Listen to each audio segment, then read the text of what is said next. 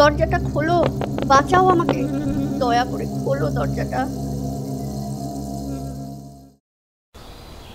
আমি তাহলে এখন চলি রে মা, সাবধানে থাকিস, ফোন করিস। আচ্ছা বাবা। রূপরেখা অধিকারী, ফার্স্ট ইয়ার, ইতিহাসের ছাত্রী। কলেজটি বেশ নামকরা, যদিও কলেজটি তাদের বাড়ির থেকে অনেক দূরে, শহরে। এর বেশ কিছুদিন পরের কথা। লাইব্রেরিতে আজ দেখছি সেরকম কেউই নেই।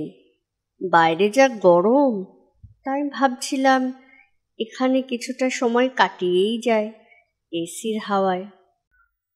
এই কথাগুলি রূপরেখা নিজের মনেই আউড়ে যাচ্ছিল। তবে অন্য দিনের চেয়ে আজ সত্যিই লাইব্রেরিটা কিছুটা বেশি ফাঁকা। সে একটা বই নিয়ে পড়তে লাগলো। তবে আজ যেন তার কীরকম একটা অস্বস্তি হচ্ছে। তার খালি মনে হচ্ছে একজোড়া চোখ যেন তাকে খুব কাছ থেকে ভালো মতন লক্ষ্য করছে। কিন্তু আশ্চর্যের ব্যাপার হলো তার সামনে কেউই নেই। সারা লাইব্রেরি জুড়ে সেই মুহূর্তে যে কজন ছিল তারা নিজের নিজের কাজেই ব্যস্ত এবং অনেকটা দূরত্বে। বই পড়তে পড়তে রূপরেখার চোখ দুটো প্রায় বুঝেই এলো। মেয়েটাকে সেই কখন থেকে ফোন করছে, খালি কল এন্ডেড দেখাচ্ছে। কি যে হলো আজ। রূপরেখার যখন ঘুম ভাঙল তখন সে দেখল, আরে এটা তো লাইব্রেরি নয়। চোখটা আবারও কচলে ভালো করে দেখল, না সত্যিই তো এটা তো লাইব্রেরি নয়। তবে এটা কোথায়? সে তো রীতিমতন ভয় পেয়ে চেয়ার ছেড়ে শটান সোজা হয়ে উঠে দাঁড়ালো। ভয় পাবারই কথা, ঘরটা খুবই ছোট, ঠিকঠাক মতন কিছুই দেখা যাচ্ছে না। স্যাঁতসেঁতে কিরকম যেন একটা পচা গন্ধও বেরোচ্ছে ঘরটা থেকে। কি যেন নাম তোমার?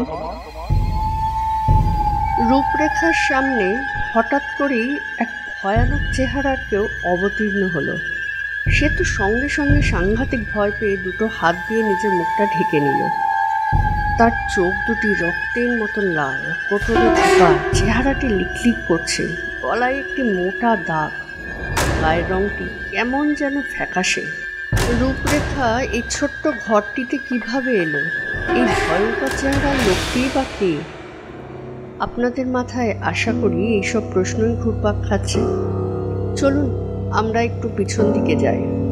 প্রায় ৮-১০ বছর আগের কথা। এই কলেজে সুবিমল রায় বলে একজন ইতিহাসের প্রফেসর ছিলেন। বেশ পণ্ডিত লোক, কিন্তু কিছু অস্বাভাবিকতা তার মধ্যে ছিল।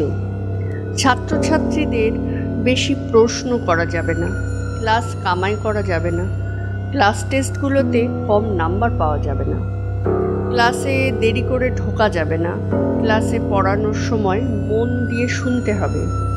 যদি কেউ না শোনে বা না বোঝে সেটা দ্বিতীয়বার বোঝানো হবে না।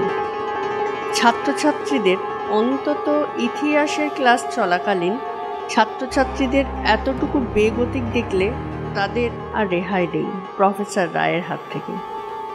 কলেজ কর্তৃপক্ষের কাছে অনেক অভিযোগই অনেক দিন ধরে জমা পড়েছে বা মৌখিকভাবে জানানোও হয়েছে। কিন্তু যার একাডেমিক কোয়ালিফিকেশনস এত ভালো, তাকে কি সহজেই কলেজ কর্তৃপক্ষ হাতছাড়া করতে চায়? তাই সব কিছু চলছিল একই নিয়মে এবং একই তালে।